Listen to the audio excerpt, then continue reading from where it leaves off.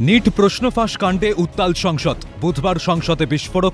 লোকসভার বিরোধী দলনেতা রাহুল গান্ধী স্বরাষ্ট্রমন্ত্রী অমিত শাহকে বেনজির আক্রমণ রাহুলের, যার আঁচ পড়েছে বাংলাতেও। রাহুলের বিতর্কিত মন্তব্যের প্রতিবাদে পথে নেমেছে বিজেপি বিধায়ক অরিজিৎ বক্সির নেতৃত্বে দমদমে কংগ্রেস জেলা পার্টি অফিস ঘিরে বিক্ষোভ।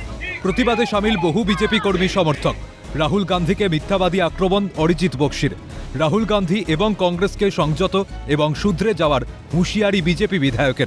রাহুল গান্ধীর মতো একটা মিথ্যাবাদী দুশ্চরিত্র লম্পট তিনি মোদী অমিত শাহের বিরুদ্ধে এই ধরনের কদর্য অভিযোগ আনবেন কোনো প্রমাণ ছাড়া, ভিত্তি ছাড়া। এটা তো হতে পারে না।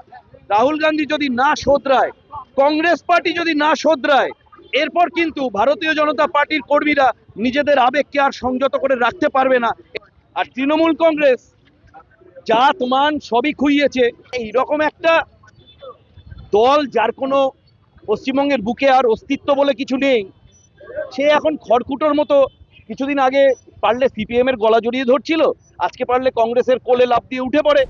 নিট প্রশ্ন ফাঁসে সংসদ উত্তাল হয়ে ওঠে। শুরুতে লোকসভার বিরোধী দলনেতা রাহুল গান্ধীর ভাষণে ইডিয়ট এবং অন্ধভক্ত শব্দ দুটি ব্যবহার করায় বিতর্কের দানা বাঁধে। শুরু হয় তুমুল হই-হট্টগোল। পরে পরিস্থিতি কিছুটা শান্ত হলে ফের বলতে শুরু করেন রাহুল।